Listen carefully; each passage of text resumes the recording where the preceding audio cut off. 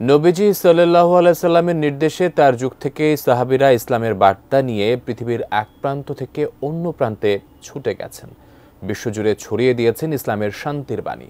নবীজি সাল্লাল্লাহু আলাইহি সাল্লামের যুগে বাংলাদেশে এসেছিলেন 4 সাহাবী। তারা এই অঞ্চলে ইসলামের বাণী প্রচার করেছিলেন, যা বাংলাদেশে আজকের মুসলিম সংখ্যাগরিষ্ঠ সমাজ গঠনে গুরুত্বপূর্ণ ভূমিকা রেখেছে। কিন্তু কারা ছিলেন সেই 4 সাহাবী? বিস্তারিত জানাচ্ছেন আরিফ হাসান।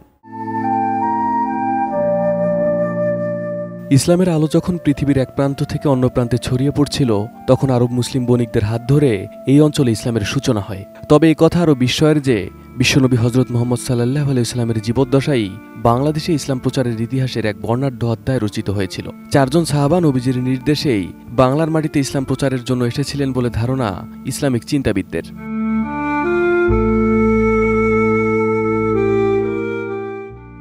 নবী সাল্লাল্লাহু আলাইহি ওয়াসাল্লামের জীবদ্দশায় তার চাচাতো মামা হযরত আবু ওয়াক্কাস মালিক বিন ওয়াহিব সহ আরও 3 জন সাহাবা চট্টগ্রাম, কক্সবাজার এবং মিয়ানমারের আরাকান এলাকায় আসেন। এই মহান সাহাবারা শুধু এই অঞ্চলে ইসলাম প্রচারে সীমাবদ্ধ থাকেননি, তারা এখান থেকে চীনের ক্যান্টন পর্যন্ত ইসলামের বাণী পৌঁছে দেন। চীনের ক্যান্টন সমুদ্র তীরে এখনও বিদ্যমান সাহাবী হযরত আবু ওয়াক্কাস রাদিয়াল্লাহু আনহু এর নির্মিত একটি মসজিদ ও তার কবর রয়েছে।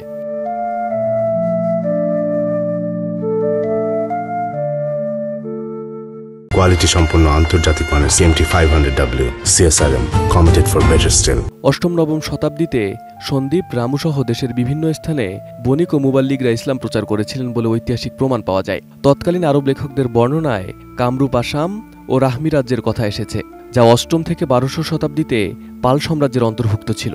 এছাড়া রাজশাহী পাহাড়পুর বৌদ্ধবিহার ও কুমিল্লার ময়নামতিতে প্রাথমিক আব্বাসীয় যুগের মুদ্রা পাওয়া গেছে। সম্প্রতি লালমনিরহাটের সদর উপজেলার পঞ্চগ্রাম ইউনিয়নের মজদের আরা গ্রামে 69 হিজরিতে নির্মিত একটি প্রাচীন মসজিদের ধ্বংসাবশেষ পাওয়া গেছে। উপকূলীয় চট্টগ্রাম ও নোয়াখালীর বিভিন্ন স্থানের নাম ও ভাষায় আরবি অপভ্রংশের প্রচুর উপস্থিতি এসব নিদর্শনকে আরও প্রমাণিত করে। ইসলাম প্রচারের কাজে এদেশে প্রচুর সংখ্যক আরব, ইরান ও তুর্কি মুসলমান ও সুফি দরবেশের আবির্ভাব ঘটে। তারা ব্যাপকভাবে এদেশে বসতি স্থাপন করেন। তাদের বংশধর বৃদ্ধির মাধ্যমেই পরবর্তীকালে বাংলাদেশ মুসলিম সংখ্যাগরিষ্ঠ হয়। সুতরাং একথা পরিষ্কারভাবে বলা যায় যে এদেশের মুসলিমরা সবাই তফসিলি হিন্দু বংশধর নয়। হিন্দুদের মধ্য থেকে যারা ইসলাম ধর্ম গ্রহণ করেছিলেন তাদের অনেকেই ছিলেন রাজ পরিবারের সদস্য। অন্যদিকে আরবরা এদেশে এসেছেন ব্যবসায়ী হিসেবে, আর সে সময় ব্যবসায়ী অর্থাৎ সওদাগররা ছিলেন সমাজের শ্রেষ্ঠ সম্মানিত ব্যক্তি। চট্টগ্রামে ওই সময় একটি মুসলিম রাজ্য স্থাপিত হয়েছিল বলে অনুমান করা যায়।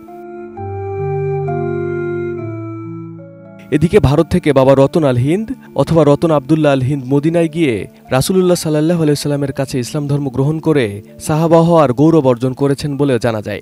শুধু তাই নয়, মালাবারের অনুগত চের দেশের রাজা চেরম রাসূলুল্লাহ সাল্লাল্লাহু আলাইহি ওয়াসাল্লামের কাছে গিয়ে ইসলাম ধর্ম গ্রহণ করেছিলেন বলেও জানা যায়। সুতরাং বলা যায় হিজরি প্রথম দিক থেকেই বাংলা ইসলামের আগমন ঘটেছিল।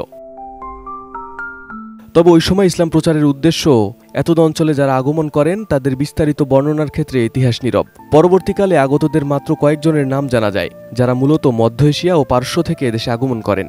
তাদের মধ্যে শাহ মুহাম্মদ সুলতান বলখি, শাহ মুহাম্মদ সুলতান রুমি, বাবা আদম শহীদ, শাহ মকদুম রূপস, শাহ নিয়ামতুল্লাহ বুৎসিকন, জালালউদ্দিন তাবরিজি এবং হযরত শাহজালাল রহমতুল্লাহ আলাইহি সহ আরও অনেক মুবাল্লিগের নাম ইতিহাসে এসেছে, যাদের দাওয়াতি তৎপরতায় বর্ণবৈষম্যে অত্যাচারিত ও শাসক নিপীড়নে বিপর্যস্ত হিন্দু বৌদ্ধরা ব্যাপক হারে দলে দলে ইসলাম ধর্ম গ্রহণ করেন। শুধু তাই নয়, এ সময় অনেক শাসক ইসলামের সৌন্দর্যে মুগ্ধ হয়েও ইসলাম ধর্ম গ্রহণ করেন এবং ইসলাম প্রচারে ব্যাপক সহযোগিতা করেন। আবার অনেকে ইসলামের বিরুদ্ধাচরণ করে মুবাল্লিগদের বিতাড়িত করার জন্য অস্ত্র ধারণ করেন। অনেক মুবাল্লিগ এ সময় তাদের হাতে প্রাণ হারান, যাদের মধ্যে বাবা আদম শহীদের নাম উল্লেখযোগ্য। অনেক সময় মুবাল্লিগ ও নমুসলিমরাও সশস্ত্র প্রতিরোধ গড়ে তুলে এসব রাজাদের বিরুদ্ধে জয়লাভ করেন। 1303 সালে বিখ্যাত শাহজালাল রহমতুল্লাহ আলাই 360 জন সঙ্গীসহ রণপ্রস্তুতি নিয়ে দিল্লি থেকে সিলেটে আগমন করেছিলেন এবং অত্যাচারী রাজা গৌরগোবিন্দকে পরাজিত করেন। তার উন্নত চরিত্র মাধুর্যে মুগ্ধ হয়ে বাংলার হাজার হাজার হিন্দু বৌদ্ধ ইসলাম গ্রহণ করেছিল। Arif Hasan, ATN news.